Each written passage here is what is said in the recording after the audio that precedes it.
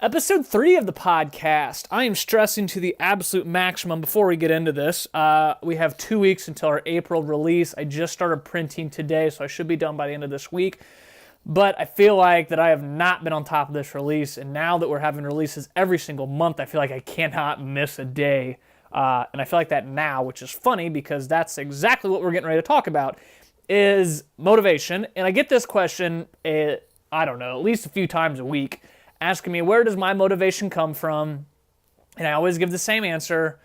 But today I really want to dive into it a little bit because I feel like this last week, I wasn't going to say 2 weeks, but pretty much this last week.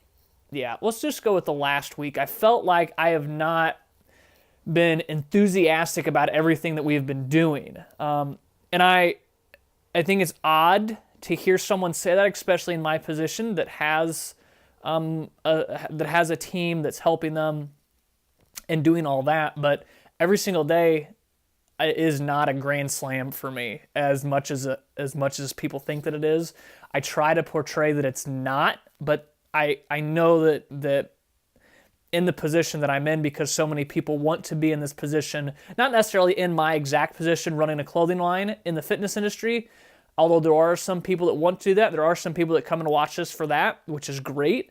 But what I'm talking about is just a position of supporting yourself, being employed by a company that you own. I think a lot of people want to be in that position, and a lot of people see that as it's cool because I'm doing exactly what I want to do, but I don't think people realize that it's just like any other job. I mean, there's good days and there's bad days. On the macro, I wouldn't change this for the world. So I don't want anyone to take that away from listening to this. I would not change this for the world. I love what I'm doing. I love that it's stressful, and I just love every aspect of it, even the parts that I don't fully understand. And now that we're starting to up the release schedule to once a month, I think that it's just a new cadence. It's just going to be a new set of challenges for me because I don't know how to handle this yet. And before, when we launched something every 2 weeks, I could kind of focus on some stuff. But now I'm starting to realize that I have to be so much more diligent with my time, with how I place orders, when I get stuff in, and everything needs to happen much quicker now because I have people counting on me, which is part of what leads me to the motivation part. Is I feel like this last week, I really was not firing on all cylinders. I feel like I was easily clicking that snooze button and sleeping in an extra 20 minutes, and I wasn't enthusiastic to start the day.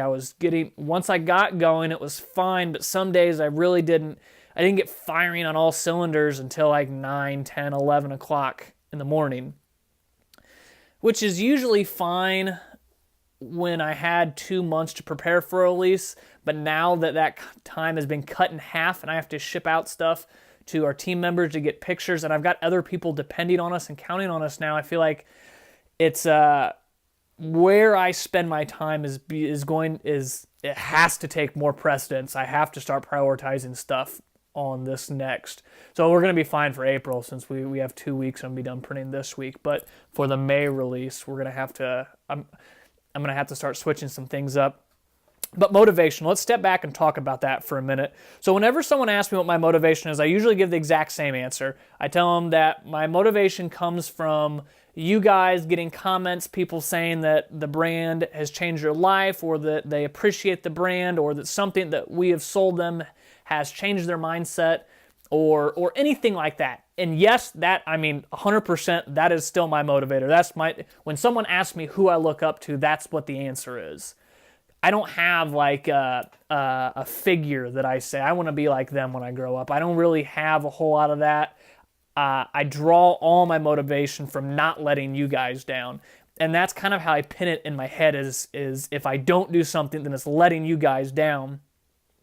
But I'm trying to figure out, and I don't have the answer for this, I'm trying to figure out why last week was different, why I felt so lackadaisical last week, and why I did not just annihilate the week like I should have.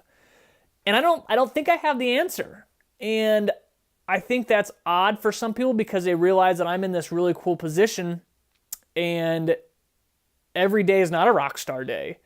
It's all last week was not a rock star day. Now I got some stuff done, like I got some suppliers contacted, and I got what else did I do last week? I feel like that was the huge win for last week. Was I edited some videos, edited some pictures. I'm trying to see on my calendar what I have marked off, and that was legitimately it. So I literally kind of blew out a week where I didn't really do anything to move the brand forward, and that kills me, especially now that I'm realizing how much I missed out on. And I'm still trying to figure this out. I don't know how to. When I made this channel, well, let me back that up. When I made this brand was not set out to motivate people. I knew that was going to be like an indirect cause of something that happened when people watched the brand, but I didn't. My goal is not to give you oorah motivation, because that's oorah motivation is what I felt like I had a lot of last week. Last week I would read something or I would see something, and in the moment I would be fired up, and that motivation would last me for an hour, maybe 2 hours. And then when I finished my task at hand and I was ready to move on to the next thing, it was like, yeah, maybe I'll just watch some YouTube for a little bit or something like that. And I think the oorah motivation is what a lot of people see and what a lot of people go to right now, and that's not what I wanted to provide with this brand, and that's not what I'm trying to do with this brand. I think the oorah motivation is great, but for me personally, I mean, a direct example of what that oorah motivation does for you is what happened to me last week. You get fired up, you get ready to go, you kill an hour or 2 hours worth of work, and you get a ton done. Straight down. For those of you listening to the podcast, that went straight. I did some hand motions, went straight down. And that's what I felt like happened to me. Was I was getting a lot done, but I couldn't string together a couple days of where I got a lot done each day. Now this week, it's Tuesday, and I feel like I've already done more this week than I did all of last week. I mean, I'm already printing. I've got screens prepped. I've got some design work done. We've got a photo shoot today when Laura gets home. Like, I feel like I've already got more done in 2 days this week than what I did in 6 last week, which is kind of scary. And I remember, I think part of it is remembering, I think here, it's weird because I'm doing this podcast and I'm figuring this out in my brain as I talk.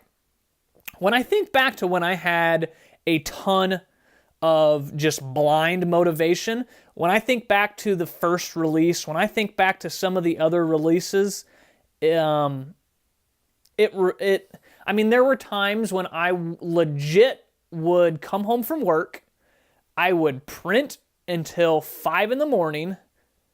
So that would be printing from, I got off work at like 4 o'clock.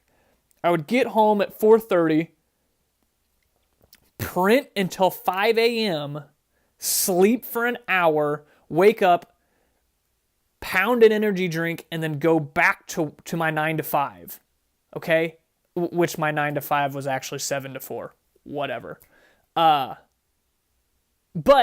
when I get to thinking about that, I love that. I was so hungry to get this brand off the ground, and now that I'm kind of, when I say the brand is off the ground, I mean we are, in the grand scheme of things, we're probably 3 millimeters off the ground, okay? We are not even a foot or an inch off the ground yet. And that's where I want to be. I want to start getting more traction. I think that's what's changed this week, is that I've realized that yes, we do have some success, and yes, we have some cash flow happening. And that does change some things, especially where my focus has to be at. But I have to remember that we are in the infant years of this brand. We are a millimeter or 2 off the ground right now. And I think it's easy, especially for me, to lose sight of that, because this is the first time in my life that something that I have built, like legitimately built, is bringing money in. And I don't want this to be like, what I want these podcasts, one of the main things I want to show in this is like, I'm not perfect, and I think that money does change people, and I'm trying to really showcase that even the people with the best intentions and who are not grounded in money, like I'm not even spending the money on anything that's coming in from this brand. I'm literally putting 90% of it back into the company. Like, I'm not even doing anything with it, but I feel like it's changed kind of my outlook, and it's kind of almost made me not lazy because I'm still doing stuff, but almost more comfortable. And I need to get back into that uncomfortable state because that's when I feel like I operate the best. When I lock myself in this office and I close that door and I crank on some hardcore music and I tell myself I'm not going to leave until I come up with a design like this, like the We Will Forever Pursue Resiliency or the Shatter Expectations logo. When I lock myself in and force myself to be creative, or I force myself to get something done, that's when I put the amount of stress that requires nothing but greatness on myself. That's when I feel like I move forward. And I think the challenge for me is making sure that I continue to put that stress on myself, especially now, especially when we're trying to grow from 1 millimeter off the ground to 7 feet. And that's what I'm aiming for this year, is to get to that 7 feet mark, but I cannot get there if I keep doing weeks like I did last week. So, every time I talk about that, when I bring up the situation of how I came up with the logos and how I shut myself and I didn't eat anything or I didn't do anything until I was completely done, there's a little bit of backlash because for some people, they don't understand that, but this is all based on me. This is how I operate. That's what I need. I need to put that stress on myself to get the most out of it. Now, is that healthy long term? I have no idea. I'm going to take a stab in the dark and say probably not. But as of right now, with the brand where it's at and the stage of growth, since we're still so young, I feel like you almost have to do that. I don't have the money to throw at advertising right now to make me compete with the larger companies and to position us better. I don't have an immense team full of paid employees and all of that. Like, I don't have the things that larger brands have that help them position themselves where they're at. So the only way that I close that gap is I'm fully aware that I can outwork legitimately anyone. And I know a lot of people say that, but I truly believe in my heart that I can and that I am and that we will. And this brand is worth it, and every single one of you is worth it. And that is how I think I'm going to continue to move forward, is I know what motivates me. I know what I have to do to move the brand forward. And ultimately, it's my baby. I've got this amazing group of supporters. I have an amazing wife. I have a tremendous team. But that's not their responsibility to move this brand forward. It's literally no one's responsibility but my own. And that's what I'm trying to do. And that's what I think I need to keep reminding myself, because this morning I woke up happy. I woke up like ready to take on the day because I knew I was going to print today. And I think another part of this is that I get buried in the kind of business side of stuff, which I do enjoy. Don't get me wrong. I do enjoy doing the business side of stuff, but sometimes answering emails and on the phone with suppliers and transferring money to different accounts and doing all that stuff, trying to get product in, that's fun for a little while, but it reminds me too much of corporate America. And I left that because I didn't want to do that. I didn't want to be buried in the corporate, which is why I don't want this.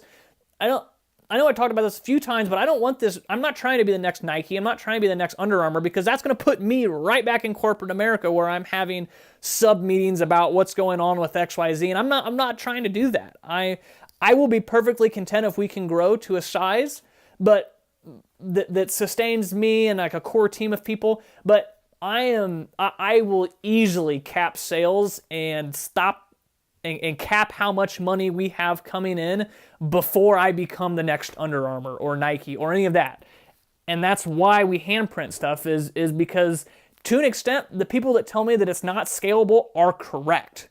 Like, it only scales so far, but that's what I want. I don't want to be a mass producer. I don't want to be in stores. I don't want to be in Target. I don't want to be in Walmart. I don't want to be in Dick's. I don't want to be in your Southern Texas America Pride store. I don't want to be in any of that. I want to be on WeArePRClothing.com. And if I ever choose to have a physical location, that's where I want to be at. I love the exclusivity factor of it. I love the fact that you cannot go anywhere else to get our stuff. And I know that just took a really wide left turn from being this motivation talk and how I want to position ourselves. But I don't want to ramble too much for this podcast because I feel like I'm already going way off detour with the original intent for this. But if you are having a non-rockstar day, if you are feeling like you've got a rough week, a rough month, a rough year, please put it into context, because that's exactly what I've done this week. The 2 days of this week so far is I've realized that yes, I had a bad week last week, but that does not mean that this week has to be bad. I only have so many of these weeks left. Like, I know it's weird to think about because I'm only 25, but this day, this hour, this week is never going to happen again. And I have to literally choke it out for all it's worth and absorb as much from this week as I can. And that's exactly what I plan to do. So please, I implore you, if you are feeling like you're stuck, please remember and put it into context and realize that you don't get this shot anymore. This is a once-in-a-life opportunity, and whatever you are doing, I don't care if it's a fitness journey, I don't care if it's starting a brand, I don't care if it's just living your life. This is the only time that you will get. This day will never happen again. The opportunities that you had today will never happen again. And it's when you put it into that context, it's just too much to skip out on. You've got to take advantage of every single day. And that's what I need to remind myself when I've got weeks like last week, because it will happen again. That's not going to be the last bad week that I had, even though that I'm kind of verbalizing some of this and getting my thoughts out. But I appreciate it. Thank you for listening. You are the reason that I'm doing this, and I appreciate you listening. You mean the world to me. Till my next one, take it easy, guys.